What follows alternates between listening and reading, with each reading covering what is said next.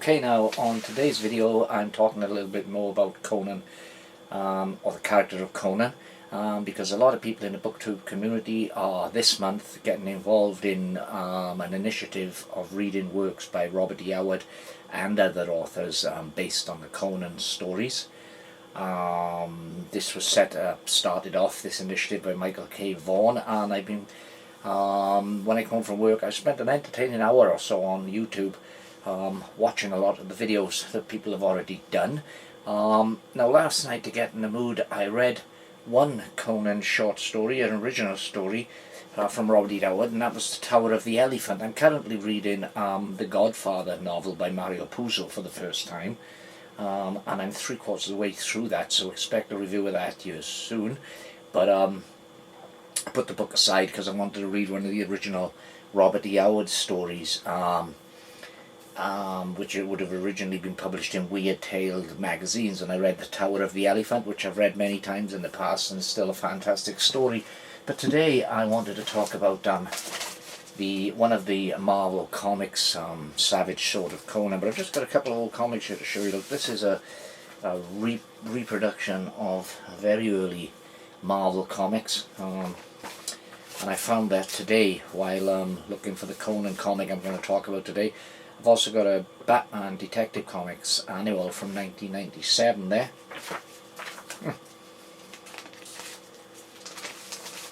Also on the other side of this protective bag there's an old Western pulp, which was the type of magazines that Robert E. Howard would have wrote for back in the day. But the bulk of today's is going to be a copy of The Savage Sword of Conan, which was from June 1980. It's issue number 32, and it was a monthly comic published by Marvel, Marvel UK that is. This is the UK version, and at 40p, cover price of 40p. Doesn't sound much, but that was mega money back in the day. So that's The Savage Sword of Conan. The cover feature is The Revenge of Thulsa Doom, and as you can see, that's a rather remarkable cover there. The back cover has adverts for other Marvel titles such as Starburst, which was a magazine that looked at sci-fi, the Hulk Monthly. There's this actual copy of The Savage Sword of Conan, and also Marvel Superheroes monthly titles from Marvel. So when we open up the comic, we get a lovely black and white artwork here. It also tells us that the cover, this effective cover we were looking at here, was actually drawn by Mike Whelan. There's the inside artwork. So the first story then, which starts on page 5, is Kull the Destroyer. That is King Kull, of course, who was another character created by Robert E. Howard.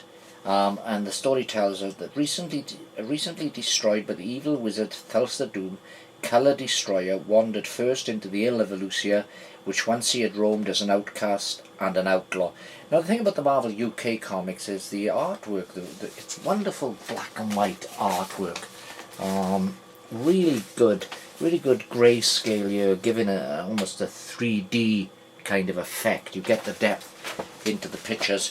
And as these were monthly comics and aimed at a rather older readership than the weekly titles, the stories were very intense and quite complex. Split into chapters there. We can see the opening of that. Look, chapter 1, drawn by a gentleman who credits himself, or maybe even a lady, but is credited to the name Jess. And if anyone out there, any Marvel comic experts, can tell me who Jess was it a male, was it a female, then please let me know. But it is fantastic artwork, and this story, the Kull story, goes all the way through the magazine up to page 30. Then we've got some adverts. We've got advertisement for Rampage magazine featuring the all-new X-Men, and then we've got an advert for the Manchester Comic Mart, which is being held at 12 AM on Saturday the 31st of May 1980 at Piccadilly Plaza Exhibition Hall, and admission is free. Then we get on to a Conan story, which is the main character that most of us bought this magazine for. This is Conan the Barbarian.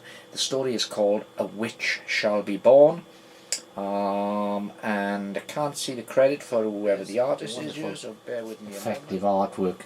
Now, when I was a kid, I read a lot of comic books, but these comics, these Marvel monthlies, were mostly out of my price range, because the average price of a comic, a weekly comic this time, was probably about 8p, and yet you're talking 40p for the Conan comic, but they are really good. I mean, look at that artwork there. Look at that artwork. Isn't that superb? So that's the savage sort of Conan, which is basically largely what I wanted to show you today as part of Cimmerian September.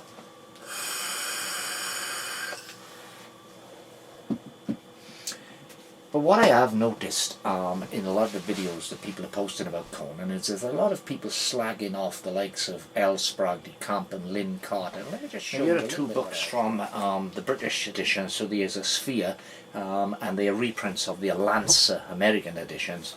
And this is book 14, Conan the Liberator, by L. Sprague de Camp and Lynn Carter.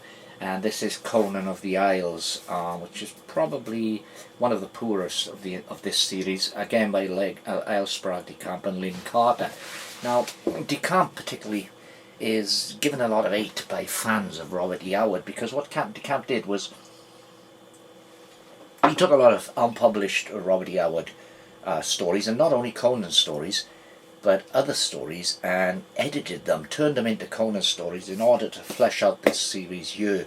A lot of fans say that was sacrilege. But my attitude on that is I enjoyed a lot of the L. Sprague de Camp and Lynn Carter stories, and also during the period that they were doing this, they were keeping Conan in the public eye. So I think that perhaps L.